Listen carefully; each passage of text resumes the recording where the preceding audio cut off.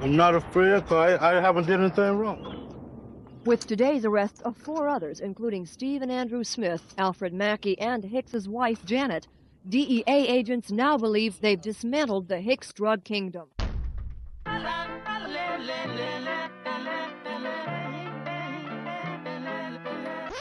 In the neon-lit streets of 1980s Miami, where the pulse of the city pounded with the rhythm of ambition and the scent of danger, 2 names echoed with reverence and fear: Isaac "Big Ike" Hicks and James "Boss" Sawyer. Their ascent from the shadows of Liberty City to the pinnacle of Miami's underworld was not just a tale of crime, but a saga of strategy, loyalty, and unyielding dominance. Isaac Hicks and James Sawyer emerged from the heart of Miami's Liberty City, a neighborhood marked by its vibrant culture and, during their formative years, economic hardship. Growing up amidst the challenges of their environment, both men developed a keen understanding of the streets, which later became the foundation of their ascent in Miami's underworld. Hicks, often referred to as Turnpike Ike, began his journey not in crime but in legitimate work. He started as a landscaper, a trade that instilled in him a strong work ethic and an eye for detail. This profession eventually led him to the construction business, where he built homes across Dade County.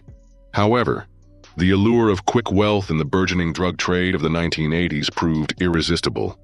Leveraging his business acumen, Hicks transitioned into the narcotics industry, establishing a cocaine empire that reportedly generated millions monthly.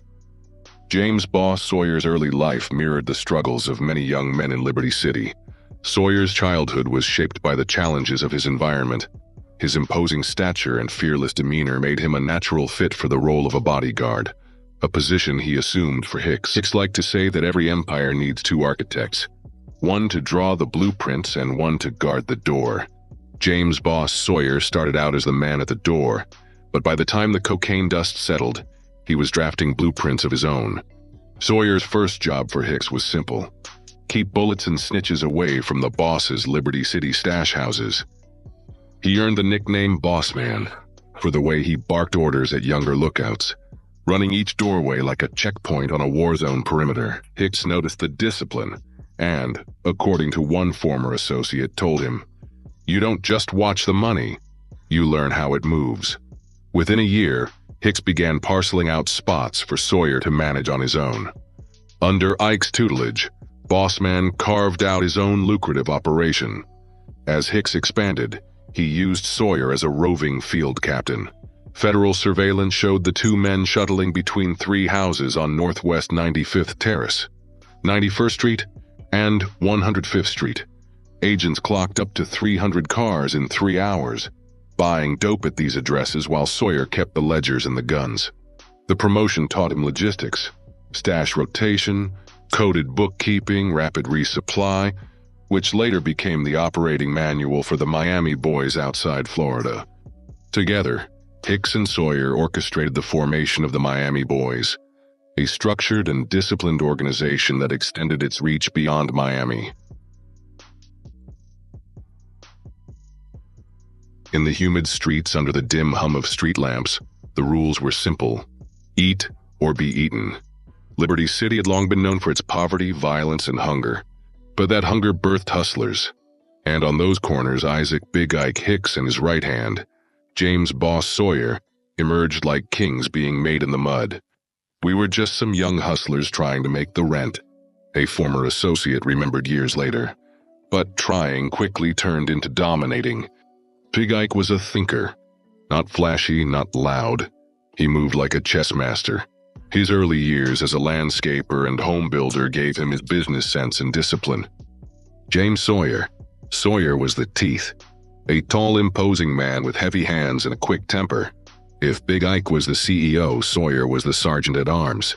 One dealer recounted, "Nobody crossed Boss twice. If you did, you wasn't around to do it again." Big Ike and Boss Sawyer looked at how disorganized local cliques were. Neighborhood kids hustling without connections, blowing profits on cars and gold. There were no rules, no structure, no hierarchy, and Ike hated that. "These boys wild out here. "We gonna give 'em something to stand behind, though," Hicks allegedly told Sawyer in 1983. Thus, the Miami Boys were born. Not just a gang, a network, almost militaristic in discipline. Hicks realized fast that Miami was saturated. Miami was really flooded with a lot of drugs during that time, so it wasn't no strong avenue to get rid of the drugs. Everybody had drugs on every corner. So we moved towards more up north, Georgia. So they targeted Atlanta, which at the time was under-policed in terms of drug enforcement, and had a large untapped base of consumers. By 1985, the first Miami Boys were landing in Atlanta, and they weren't subtle about it. Cadillacs with Florida plates, gold teeth flashing. It was like they brought South Beach to Bankhead overnight, said an Atlanta local who saw the first wave. The Miami Boys moved into the housing projects: Techwood Homes, Bowen Homes, Perry Homes, East Lake Meadows, systematically driving out local independent dealers through a mix of intimidation, violence, and superior product. Sawyer's blueprint was simple: pay the local shooters more than they'd ever seen, establish fortified drug houses, bring Miami discipline to Atlanta chaos. We was organized. ATL was not simple math, James Sawyer reportedly said to a partner during those days.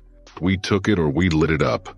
With their arrival, incidents were popping up all over the city that involved the Miami Boys. Several happening in the Techwood projects, including a man named Ronald Baker being kidnapped, popped in the head, and dumped in Gwinnett County. Shootouts in Hurton Homes, and a basic takeover of Egan Homes. By 1988, police said the crew controlled most drug sales in those areas. The Red Dogs. Yeah, the Red Dog is one of the most notorious police squads. Yes, their gang. One of the notorious police squads in Atlanta history. Which was a SWAT-like unit in Atlanta, stated, "Every time we raided, another set popped up 2 buildings over. It was like whack-a-mole with Uzis." With the formation of the Miami Boys, Hicks and Sawyer orchestrated a structured and disciplined organization that extended its reach throughout Atlanta, establishing a dominant presence in the city's drug trade.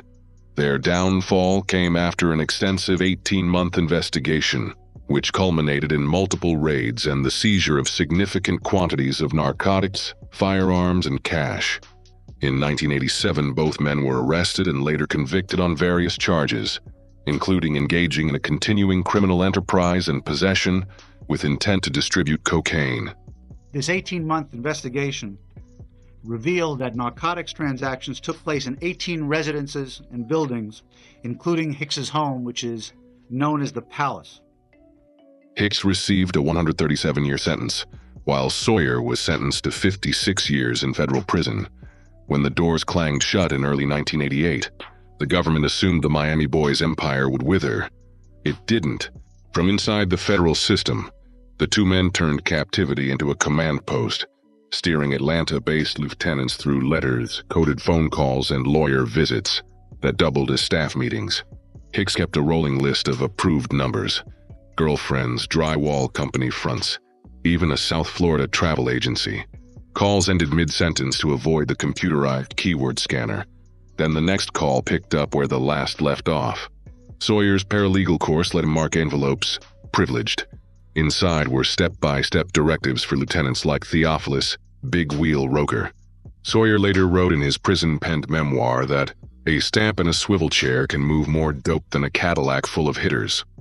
Atlanta remained a Miami Boys stronghold until the government, eager to clean up before the 1996 Olympics, flooded the city with new federal drug task forces and cracked down on public housing, which were the Miami Boys' command post. It appears certain tonight that come 1996, Olympic athletes of the world will be living in the shadow of one of the nation's oldest housing projects. While at the same time, the leadership from inside was cut off with an improved call monitoring system that flagged repeated references to GP, code for Greyhound package, which were out-of-state recruits. Hicks was moved to USP Leavenworth's Communication Management Unit, reducing his phone list to 10 numbers. Law enforcement would also put beat cops in abandoned apartments and crawl spaces to document how the crew maneuvered. Low-level arrests were made with the intentions of gaining valuable information about stash spots and payphones used for received orders from the higher-ups. Public Safety Commissioner George Napper also started the Red Dogs, which would hit the stash locations with overwhelming force, seizing cash and ledgers, while lookouts were still scrambling to warn sellers. Most street-level dealers were Florida imports who lacked local family ties, so once denied bond, they stayed jailed, thinning the Miami labor pool.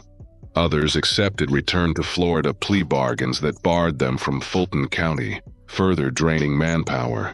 When the Red Dog Task Force grabbed mid-level lieutenants, federal prosecutors added CCE kingpin enhancements that threatened life sentences unless those arrested snitched on higher-level players. These tactics cut the pipeline between Florida and Atlanta, weakening the Miami Boys' operation in the city. The final blow came with Atlanta's successful bid for the 1996 Summer Olympics turned urban renewal into a law enforcement tool. The city began tearing down many of the major projects in Atlanta, which the Miami Boys used as fortresses with one way in and one way out. Remove the buildings and you remove the battlefield. By the time Centennial Olympic Park lit its torch, the once feared Sunshine State juggernaut had become a historical footnote, proof that when a city has an incentive to clean up the drugs and violence in an area, they can. They did what bullets never could quite accomplish: end the Miami Boys' reign in the Peach State.